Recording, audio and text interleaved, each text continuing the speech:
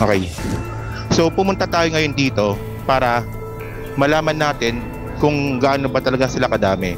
Siyempre ilulugar natin yung sarili natin mga kababayan. So BBM rally po ito, BBM design rally po ito. So ngayon, ang tanong nyo ngayon dito, kung marami bang tao ngayon? Ayun lang talaga ipunta natin dito. So andito po yung miyembro ng mga kulto. So ang gagawin natin, iikutin natin mga kababayan kung gaano sila kadami. Okay? Actually, mga 8 million naman sila, no? 8 million na mga langgam. To be fair mga kababayan, madami sila ngayon. At least 800 siguro, estimated ko.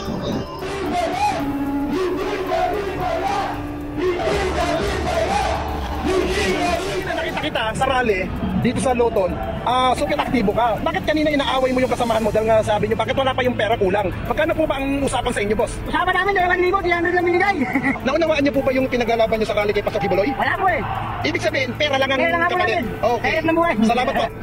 Magkano ang pangako sa inyo ng bayad para pagsuporta kay Pastor Kibuloy? Ano kasi sabi, 500 daw eh. 500. Taga saan po ba kayo? Taga San Jose, Bulacan po. San Jose, Bulacan. Opo. Magkano po nakuha nyo? Eh, wala po. Tinakuhan po kami sir eh. Tapos pinakain na po kami. Iwan kami dito. Pero yung pinaglalaban po ba dyan, naintindihan niyo po ba hindi? Eh, hindi ko maintindihan sir. Basta ang usapan? Ang usapan sir, pag ano daw matapos, may 500 ang bayad. 500? Opo. Okay. Nang araw po, ano po pinaglalaban niyo po kuya sa rally po ngayon? Wala. Wala po kayong ipinaglalaban. Bakit po kayo sumali sa rally pong ito? Para sa pera lang. Pera, magkano po ba ang pangako sa inyo? 1,000. 1,000 kapalit ng pag-rally na suporta kay Pastor Apollo Kibuloy. 50 pesos? Pero hindi natupad yung 1,000. Ang mga kaganapan sa mga nakaraang araw ay nagbigay ng isang napakainit na eksena sa kalye ng Kamaynilaan. Sa gitna ng tumitinding tensyon sa politika at relihiyon, isang kontrobersyal na rally ang ginanap ng mga miyembro at taga-suporta ng KOJC. Ang rally na ito na umano'y isinagawa upang ipahayag ang kanilang pagtutol sa administrasyon ni Pangulong Marcos ay nagresulta sa pagkatismaya ng maraming kalahok dahil sa mga desisyong ginawa ng mga organizer. Ayon sa mga ulat, ang mga relihistang dinala o hinakot sa lugar ng protesta ay tila tinabla ng mismong mga organizer na nagdulot ng galit at pagkatismaya sa hanay ng mga nagpoprotesta. Ang rally ng KOJC ay isang malinaw na protesta laban sa administrasyon ni Pangulong Ferdinand Marcos Jr. na iniulat na aktibong humahabol sa tinuturing na puganteng pastor na si Apollo Kibuloy. Si Kibuloy na kilala bilang pinuno ng KOJC ay nahaharap sa iba't ibang kaso, kabilang ang mga isyong legal na kinasasangkutan ng pang-aabuso at katiwalian. Sa kabila ng mga ito, marami pa rin ang nanatiling tapat sa kanya at ang rally na ito ay isang patunay ng kanilang patuloy na suporta. Maraming mga kritiko at obserbador ang napansin ang tila hakot na sistema sa nasabing rally. Ayon din kay General Torre, siya ay nagbigay ng isang pahayag na binabanggit niya dito, huwag kayong maniwala sa propaganda ng SMNI. Sila lang ang nag-uusap dyan kasama ang ilang trolls. Sinasabi nila na milyon-milyon sila sa buong mundo. Pero nasaan ang milyon na sila noong isang gabi ni hindi nga nila napuno ang plaza na sa ating pagtaya ay nasa 2,500 lamang ang upuan. Wala ang 8 milyon. Ito ang binabanggit ni Brigadier General Torre pagkatapos ng ika-39th anniversary ng KOJC na binabanggit niyang wala pa raw 2,000 ang dumalo sa nasabing anibersaryo. At lalo na ang rally dahil karamihan ay nagmula sa malayong lugar. Ang mga nagrally sa liwasang Bonifacio sa Manila na tila pinipwesto sa rally sa pamagitan ng pagsakay sa mga bus ang mga tao at jeep na inarkila ng mga organizer.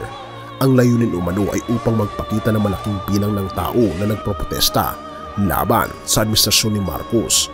Ngunit habang umuusad ang araw, unti-unting nararamdaman ng mga dinala sa rally na tila hindi na paghandaan ng organizer ang kanilang kalagayan at kaginhawaan. At ating tignan sa video ang ilan sa mga hindi binayaran at kulang sa bayad na isinama sa rally. At nitong tignan mga kaibigan.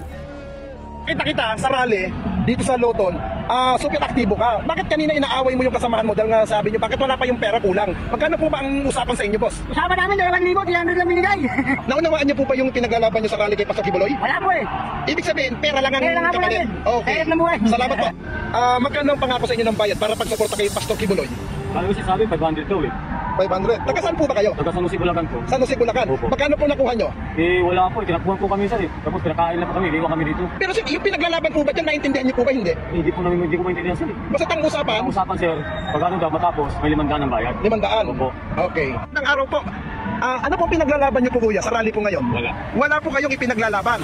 Bakit po kayo sumali sa rally pong ito? Para sa pera lang. Pera, magkano po ba ang pangako sa inyo? 1,000. 1,000 kapalit ng pag-rally na suporta kay Pastor Apollo Kibuloy. 50 pesos? Pero hindi natupad yung 1,000. Ang mga rallyista na dinala sa lugar ay nagpakita ng kanilang pagkatismaya sa hindi maayos na organisasyon ng rally. Hindi natin may pagkakaila mga kaibigan na totoo namang may binabayaran talaga sa rally. Ngunit ayon sa ibang mga kalahok, pinakain lang sila, ngunit hindi sila binayaran. Ang kawalan ng malinaw na direksyon mula sa mga organizer ay nagdulot ng kalituhan at pagkabahala. Dagdag pa rito, tila walang konkretong plano kung paano ipapahayag ang kanilang mga hinahin sa administrasyon ni Pangulong Marcos na talaga namang hindi natin alam na lalo pang nagpatindi ng sitwasyon. Ang kawalan ng malinaw na mensahe at direksyon sa rally ay tila nagresulta sa hindi pagkaunawaan at hidwaan sa pagitan ng mga organizer at mga nagproprotesta. Ang iba pa ay nag-akusa sa mga organizer na hindi sila makatao dahil hindi sila binayaran ng sapat.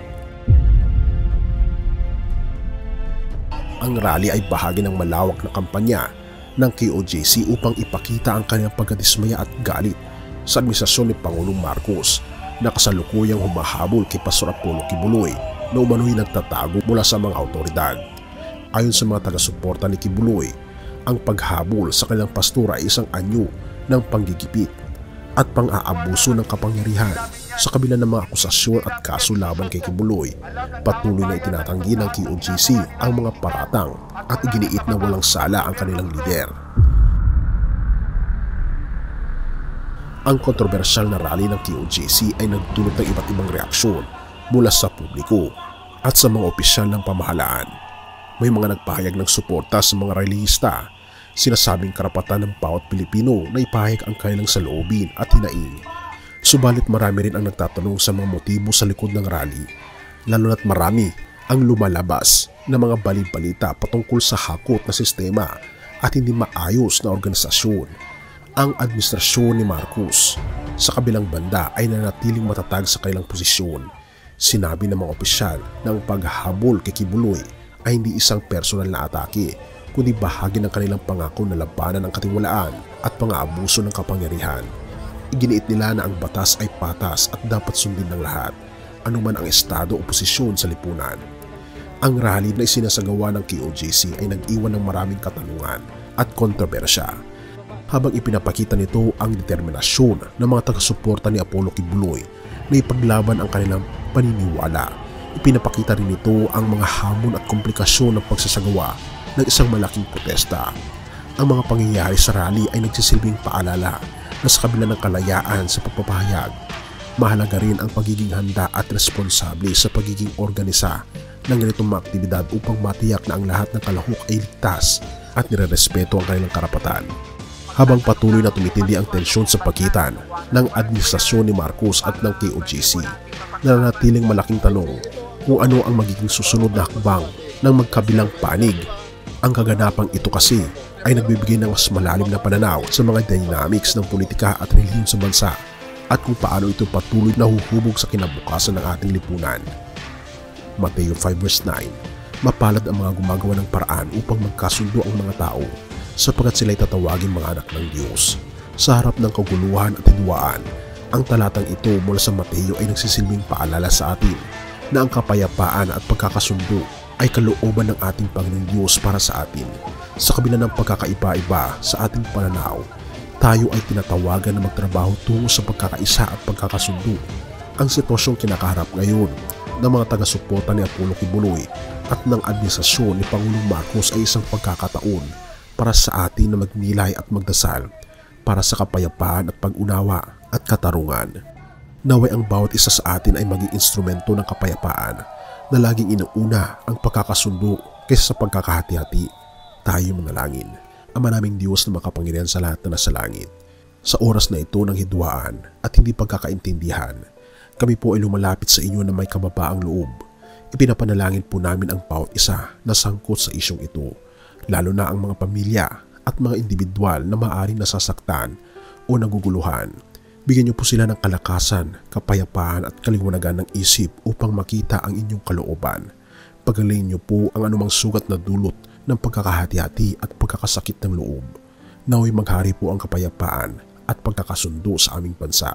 Ito po ang aming samot na langin. At salamat sa pagdinig nito, Panginoon naming Diyos, at patawarin po kami sa lahat ng aming pagkukulang at pagkakasala, sapagkat ito aming samot hiling sa matamis na pangalan ng aming Panginoon Hesus. Amen.